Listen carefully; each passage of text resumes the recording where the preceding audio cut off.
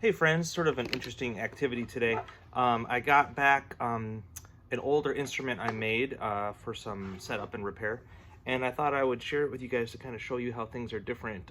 Looking back at your old work is always educational, and it's funny to see all the things that you now are horrified by, but it's also good to see the things that, yeah, that was pretty much, you're on the right track, you know?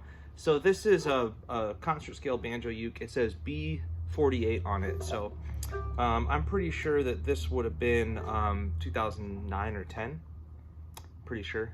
And at this time, there's no label in here for the date because at this time I was gluing paper labels onto here, and I didn't know that if you tried to glue a label onto a finished surface, it would just fall off.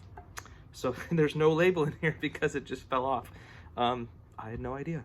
So what's different about it? To begin with, when I first got started with this, I got a lot of help with the hardware from Bill Rickard, and he was pretty much at that time the only person who I could get non-Chinese made banjo hardware from. And he encouraged me to try a bracket band design, so that instead of drilling holes through the rim, there's a ledge turned into the rim, and then this bracket band holds it on. So the first 50, 60, 70 of these, maybe more, I don't remember, have these bracket bands. And when I first pick it up, part of it just feels heavy compared to what I do now. It looks like the bottom part of the rim here is a little over 3/8, and then the top part is even thicker to hold the band on. So that's quite a bit thicker rim than I do now. And it's got an 1.5 inch nut, and it's a real wide neck and a long headstock, and it's just pretty heavy. Also ebony, it's got ebony fretboard head plate, heel cap. You can see the way the neck has to go. Can you see? And there has to be like a notch in the neck to fit over the flange. I think this is what it was called. Back then, it was only nickel-plated hardware. It was only maple.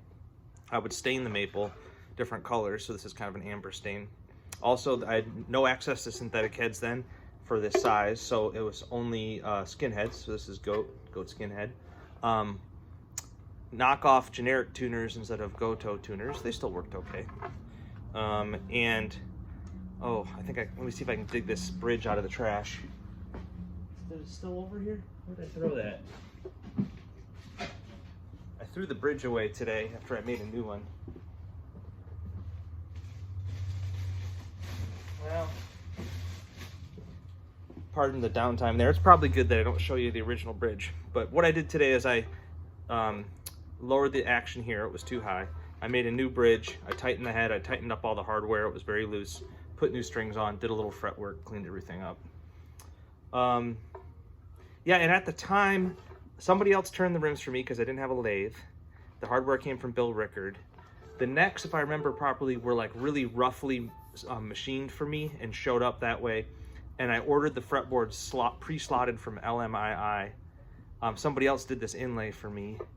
At the time, I had a hand drill, a hand sander, I had a little belt sander, and I had a small bandsaw. That's it. I didn't even have a vise. I didn't have a chisel. I didn't have a plane. None of that stuff. I don't know what made me think I could do this, but it worked out okay.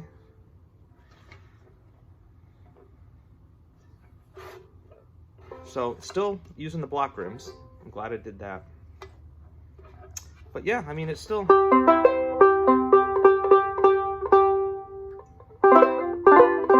Yeah, to my ears, I think having the thicker rim and the bracket band was heavier.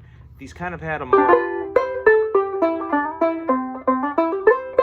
has a more hollow, kind of metallic sound than my current instruments do. I think my current instruments sound a little more woody. But yeah, it's fun to see this one again.